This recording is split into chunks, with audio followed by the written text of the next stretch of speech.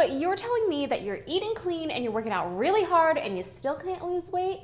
Well, there's something fishy going on, and I put that thought into 2 buckets. Bucket number 1, you're not being true to yourself. I want you to write everything down in a journal and tell me that you're not sticking vanilla wafers in your mouth at night and saying, these don't really count. Bucket number 2, well, maybe you actually have a point. Now, logically, you would think the more you work out, the cleaner you eat, the more you keep pushing and pushing, the better your body's gonna look, the more weight you're gonna lose.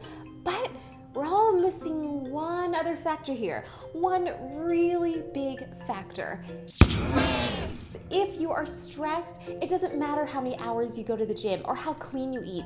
Your body just won't listen because it is not in balance and it will not function. In this video, I'm gonna teach you why stress makes you fat and what you can do about it.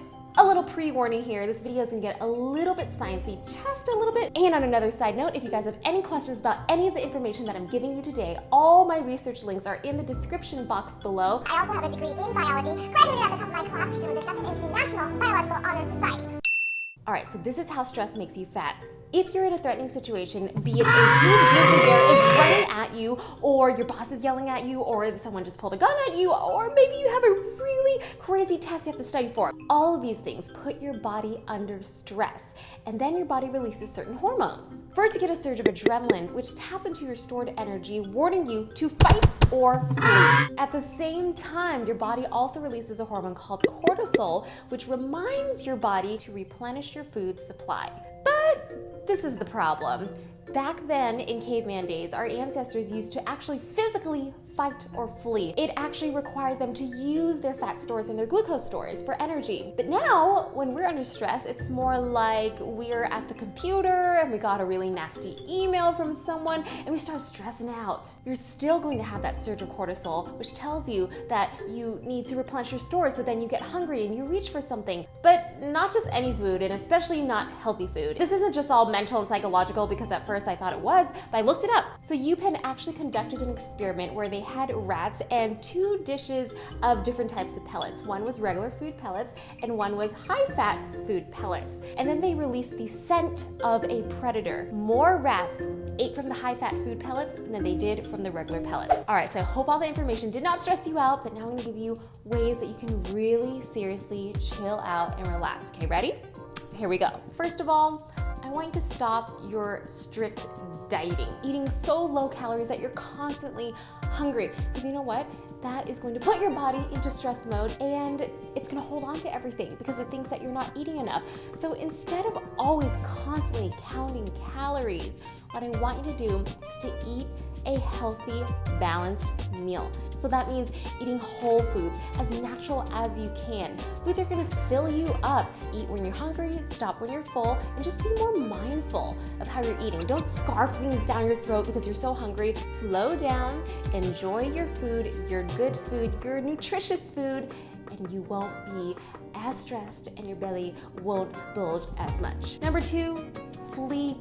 Because the body perceives sleep deprivation as a huge stressor. A University of Chicago study actually found that people who slept for 6.5 hours, which is sometimes a lot more than what I get, actually had an increase in appetite, increase in stress, an increase in weight gain, and an increase in cortisol levels. So please, I would much rather you take a nap or go to bed early than go kill it at the gym at 11 p.m. because you need to get your workout done. Because if you're actually trying to build muscle and lose fat, it's not happening if your body cannot function.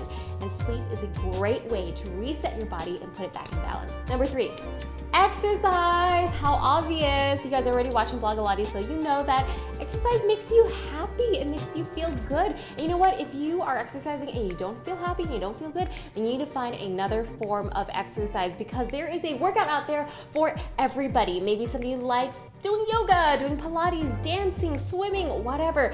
Find the one that you just cannot wait to do the moment that you wake up. That is the one that will make you transform your body and feel so good and get stronger. And you know what? You're gonna love it so much that you're gonna wanna get better at it. Oh, and obviously it releases endorphins, which naturally and chemically make you feel a lot better. Number 4, write in a journal. The point is to release your feelings. Whether it's through talking to a close friend or putting it on paper, it has the same effect, because the more you can get out, those feelings, those negative stressors, the more you're detoxifying, like psychologically detoxifying, and it feels really, really good. So a lot of times when I'm super confused in a certain situation, I'll write it down so that I know exactly what's going on.